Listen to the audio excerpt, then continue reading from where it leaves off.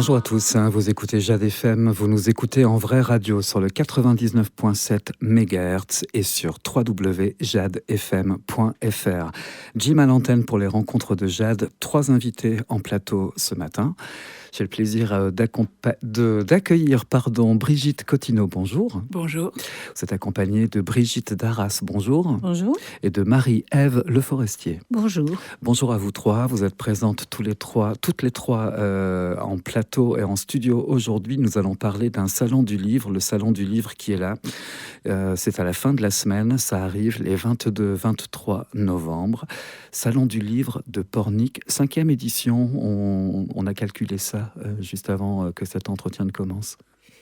Oui, 5e édition, puisque donc maintenant nous faisons 2 salons par an, un l'été, souvent à la salle de la Chapelle, et un petit peu plus intime pour le salon de Noël, on appelle ça le salon de Noël, à la salle de la Marine. Ben justement, on y est là, à la salle de la Marine. En tout cas, vous allez l'investir, elle est très belle cette salle. Oui, superbe.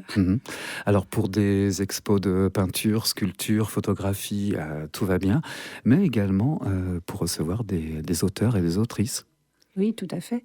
On installe des tables, chaque auteur a son petit morceau de table pour présenter ses ouvrages, rencontrer les visiteurs, discuter avec eux, présenter son livre, son travail. Et c'est toujours des moments très, très riches. Oui, donc nous pouvons accueillir 18 auteurs par jour. Donc on a renouvelé complètement les invités. Donc il y aura évidemment quelques porniquais habitués des salons du livre, mais beaucoup de nouveaux aussi. Et cette année, on l'a beaucoup axé sur les livres jeunesse. Les livres jeunesse, ouais, il y a beaucoup à dire. Il y a beaucoup à dire, mais pas que. Donc on a aussi des romans historiques, et donc Marie-Ève nous en parlera, d'autres romans... Voilà, on en parlera un petit peu plus profondément tout à l'heure. Juste, je voudrais redire que nous sommes en train actuellement de réfléchir sur l'évolution du salon de Pornic. Pour l'instant, nous étions rattachés au CIALA, le collectif interculturel des auteurs de Loire-Atlantique. De Loire-Atlantique, exactement. Et vraisemblablement, à partir de janvier, nous allons constituer une association locale. Voilà, qui restera un partenariat avec le CIALA, parce que nous avons beaucoup aimé travailler avec eux. Ce sera les évolutions, nous en reparlerons, évidemment. D'accord, donc une association qui va naître. Une de plus. Une de plus. Très bien. Tissu associatif très riche sur notre territoire, ça c'est toujours important de le signaler. 26 auteurs en totalité qui seront présents pendant ces 2 journées. 19 auteurs qui seront accueillis le samedi, 17 le dimanche. Et ça fait beaucoup, ça fait plusieurs rayons ça, dans une bibliothèque. Oui, effectivement. Donc, on va peut-être redonner les horaires. Les horaires, je peux les donner. C'est de 10h30 à 18h30 pendant ces 2 journées. Oui, c'est ça. Donc, il y a également des ateliers d'écriture, mais ça, on va prendre le temps d'en reparler ensuite. Oui. Donc, je voulais juste... La diversité des auteurs est riche, parce qu'on voit que dans le Pays de Ré, il y a beaucoup, beaucoup d'auteurs, en fait. Parce que quand Brigitte et Jean-Pierre qui s'occupent de recruter les auteurs, on va dire, il y a énormément d'auteurs de toutes sortes. Policiers, nous avons romans, 75 auteurs dans notre fichier. Voilà, c'est énorme. Et c'est que des gens qui sont dans le Pays de Ré, en fait. On parle souvent de ça, justement. C'est que le français, il adore lire, mais il adore écrire aussi. Oui, certes. Oui. On est surpris par le nombre d'auteurs. Oui, puis c'est très très varié dans les styles, dans les sujets. Marie-Ève, elle pourra parler de son livre qui est très fort intéressant. Et il y a beaucoup de sujets historiques aussi sur le Pays de Ré. Enfin, tout le monde peut y trouver des choses intéressantes. Marie-Ève, justement, Marie-Ève Le Forestier. Oui, c'est le 2e livre que j'ai écrit. Le précédent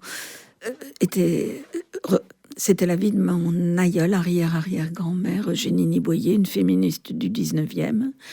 Et cette fois-ci, c'est la vie de son fils, qui était un consul de France au 19e siècle, lui aussi. Il a vécu pratiquement tout le 19e siècle, né en 1825, mort en 1906.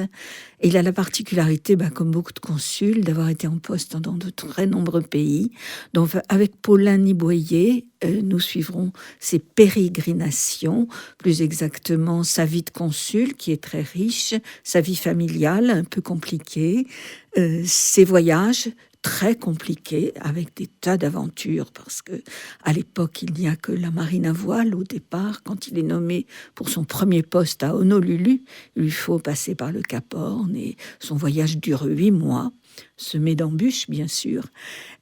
Ensuite, toute sa carrière l'amènera dans différents pays du monde, en Europe principalement, mais aussi à Cuba, aux États-Unis, où il se trouve malheureusement aux prises avec le grand incendie qu'il décrit de façon admirable, lui-même à la vie sauve, mais tous ses papiers, toutes ses affaires brûlent dans cet incendie.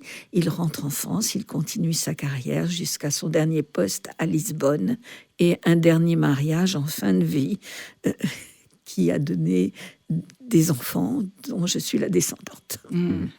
Comment s'appelle le titre de cet ouvrage ? Les pérégrinations de Paulin Niboyer, consul de France au XIXe siècle. Quand on travaille sur un ouvrage avec un cadre historique, donc on ne peut pas inventer forcément des choses, mais ça repose sur énormément de documentation. Nous avions énormément de documentation. Tout d'abord, il faut faire une place à Internet parce qu'on trouve énormément de choses sur Internet, en particulier en matière de généalogie. On n'a plus besoin d'aller chercher dans les archives des mairies. On trouve tout cuit sur les archives des différents pays, même à l'étranger. J'ai pu consulter des archives anglaises, des archives américaines, des archives françaises. En France, principalement pour moi, puisqu'il s'agissait d'un consul, les archives diplomatiques, où tout est répertorié d'une manière extraordinaire et on vous amène des documents bien classés dans des registres et vous pouvez, sur un simple clic sur un ordinateur à la bibliothèque des affaires étrangères, obtenir les dossiers, par exemple, d'un consulat en 1840, dans n'importe quel pays du monde. C'est assez extraordinaire. Oui, il y a tout un travail de numérisation. Les bibliothèques, les archives ont numérisé beaucoup de choses, mais pas toujours. Par exemple, le dossier de Paulin Niboyer, il a fallu aller le chercher sous une forme matérielle, c'est-à-dire il n'est pas numérisé. Et c'est moi qui l'ai numérisé. Une caisse, dans laquelle vous trouvez tous les documents. Alors, il y a les papiers de famille, bien sûr, les photos. Pour Paulin, on a eu la chance qu'il soit photographié par Nadar, donc des photos d'une exceptionnelle qualité, le peu que nous avons, parce qu'au début de sa vie, il n'y a pas de photographie, donc on n'a pas de trace de lui, bien sûr, enfant. Nous avons aussi sa propre littérature. Il est romancier, il écrit 40 romans, il écrit des pièces de théâtre. Et il va aussi, dans ses romans, mettre en scène la vie quotidienne dans tous les pays où il passe. Donc c'est très riche au niveau historique. Pour continuer, il faut faire une part large aussi à la presse. Il est journaliste et il écrit dans très nombreux journaux avec des titres très connus encore aujourd'hui. Le Phare de la Loire, personne n'a oublié dans la région, le Phare de la Loire, ancêtre du journal, je crois, Ouest France, si je ne me trompe pas. Sinon, les journaux, tant aux États-Unis qu'en France, en Angleterre, il est multilingue. En 1848, lorsqu'il part, il part déjà au moins 4 langues, sans compter le latin et le grec. Donc ça l'aide dans sa carrière consulaire. Donc, parmi ces 26 auteurs qui seront présents lors de ce salon du 22 et 23 novembre, il y aura vous, Marie-Ève Le Forestier. Ce que vous venez de nous raconter, c'est donc... Déjà, on entend la passion d'une auteure concernant le personnage, concernant le livre. Tous les auteurs qui seront présents, ils vont avoir cette possibilité d'échanger également avec le public et de partager cette passion écrite. Alors, il va y avoir des nouveaux ouvrages parmi les auteurs un peu classiques qu'on a l'habitude de présenter, comme Jean-Pierre Macaire, par exemple, qui va présenter un nouvel ouvrage qui va s'appeler « Les aventures extraordinaires d'un jeune diplômé de 1935 ». Pascal Sautin, qu'on ne présente plus non plus, avec son nouveau roman « Maillade » et un album de photos inédit. Mais on aura aussi celui qu'on ne présente plus, Charles Mazarguil, qui est évidemment, qui a été journaliste, enseignant à Pornic et maintenant écrivain, qui a publié de nombreux livres de jeunesse et qui a été primé très souvent et qui va présenter aussi son dernier ouvrage, Waterbacks. Il y aura aussi Catherine Porcher qui va nous présenter son roman Lamia. Lamia, qui est un récit qui va explorer des mondes imaginaires et en même temps les profondeurs de l'esprit. Elle a un parcours professionnel et personnel, a été psychologue dans toute la France, etc. Mais son roman Lamia va juxtaposer donc deux époques, une époque du XVIIe siècle marquée par la brutalité des sorcières et notre époque contemporaine, avec un mélange de roman historique et de surnaturel. Et elle va explorer la souffrance qui a été imposée aux femmes. Donc un roman très très intéressant qu'elle va nous présenter aussi. Je crois que j'ai un peu... Non, il y a d'autres personnes, d'autres nouveaux auteurs, il y en a plein. Bon, je voulais juste citer ceux-là, mais Brigitte, tu vas nous en parler de d'autres. Moi, je peux parler de moi, mais bon, c'est... Oui, justement, j'allais vous donner la parole, Brigitte, parce qu'il y a aussi des livres pour enfants. Alors moi, en fait, j'ai plusieurs casquettes. Je suis plasticienne, donc on me connaît sous le pseudonyme de Bivant, puisque je fais des peintures et des sculptures. Mais bon, j'ai toujours dessiné des illustrations, et là, j'ai été en collaboration avec une auteure pour un livre qui s'appelle Zazette, si Zazette avait vu, qui est un livre sur les violences conjugales, mais qui est illustré comme un petit roman graphique. Et puis, j'aimais bien raconter des histoires à mes petits-enfants, donc je les illustre, je les mets en texte. Et là, j'ai quelques petits livres pour les tout-petits qui sont amusants, des histoires de petits chats, de bébés chiens, enfin, tout ce qui plaît aux petits. Et puis, il y a les carnets de voyage de Pornic qui sont toujours là.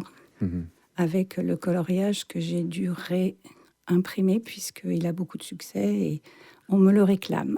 Donc voilà, en gros, un panel assez large. Ça, c'est le moins qu'on puisse dire. Au moment des fêtes, un joli cadeau à faire que ton livre sur Pornic. Oui, c'est vrai que ça fait un cadeau pour les gens qui aiment Pornic. D'ailleurs, j'ai souvent des commandes de libraires qui sont au bout de la France. Je ne sais pas comment les gens ont eu connaissance, mais... J'envoie régulièrement des carnets de Pornic à Marseille, à Strasbourg, à Paris. Et je me dis, ça fait aussi un aura de Pornic.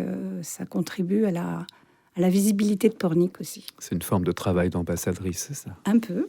Mais finalement, les artistes sont toujours ambassadeurs de quelque chose. Il n'y aura pas que des rencontres avec ces 26 auteurs pendant ces 2 jours du 22 et 23 novembre, parce qu'il y a également des ateliers d'écriture. Alors là, on passe à la pratique. Comment ça va concrètement se dérouler? Il y a 2 ateliers le samedi de 15h à 16h30, puis de 17h à 17h40. Et ce sont les mêmes horaires le dimanche. On accueille des volontaires, il faut s'inscrire. Comment ça se déroule? Oui, alors effectivement, ça va se situer en face de la salle de la Marine au Café Sybarite, qui a la gentillesse de nous accueillir et d'ouvrir sa journée du dimanche pour nous accueillir. Ça se passera au premier étage et il nous a dédié ce premier étage pour qu'on puisse explorer tout ce qui va se passer pendant ces ateliers. Ça se passe sur inscription auprès de Marie-Ève Le Forestier qui... dont mon mail est sur les affiches, les flyers que nous avons distribués dans Pornic, sur les réseaux sociaux aussi. S'il y avait... Est-ce que je le donne là? Vous pouvez, oui. Alors, on est entre nous. me.leforestier@orange.fr. Si vous êtes intéressé par les ateliers, pour vous-même en écriture ou pour vos enfants ou vos ados, n'hésitez pas, nous serons ravis de les accueillir et de les faire écouter ou travailler. Alors je rappelle que les animations sont gratuites, c'est très important, et et qu'évidemment, on pourra s'inscrire au dernier moment, le jour même pour l'après-midi. Il y a 3 auteurs et autrices donc, qui sont en charge de ces ateliers d'écriture. Catherine Baldisseri, ainsi que Charles Mazarguil, et vous-même, Brigitte. Oui, Brigitte Cottineau. me.leforestier@orange.fr. Nous avons parlé des ateliers d'écriture, donc avec Catherine Baldisseri, mais donc le samedi, il y aura aussi une lecture de contes avec Catherine Baldisseri, et le dimanche, également une lecture de contes avec moi-même, Brigitte Cottineau, donc de 16h à 16h40. Un moment donc d'écoute, toujours au Sybarite. Voilà. Alors l'âge est un petit peu différent. Lecture de contes le samedi entre 5 et 12 ans. Moi, je me suis limitée aux 5-8 ans. Qu'est-ce qu'on pourrait rajouter face à cet événement ? On pourrait rajouter encore ce soir les Calimots, qui est donc animé par Alain Barré, qui va se passer à la Fontaine-au-Breton et dont les nouveaux auteurs justement vont venir présenter aussi leurs livres. Les Calimots. Les Calimots. Oui, les Calimots, c'est un endroit, en général, ça se passe à la Fontaine-au-Breton, et les auteurs viennent écrire en général, ça c'est régulier, hein, c'est un atelier qui est très régulier, qui est animé par Alain Barré. Mais là, il est spécifique puisque ce sont les auteurs choisis qui vont présenter plutôt leurs livres. Et aussi Casimir Fachefer qui va venir avec ses engins extraordinaires. Bien sûr. Et entre autres, sa roue de la fortune. Vous aurez la possibilité, si vous vous déplacez au Salon du Livre, de participer à une de ces loteries. La roue tourne et vous gagnez un livre. Très bien.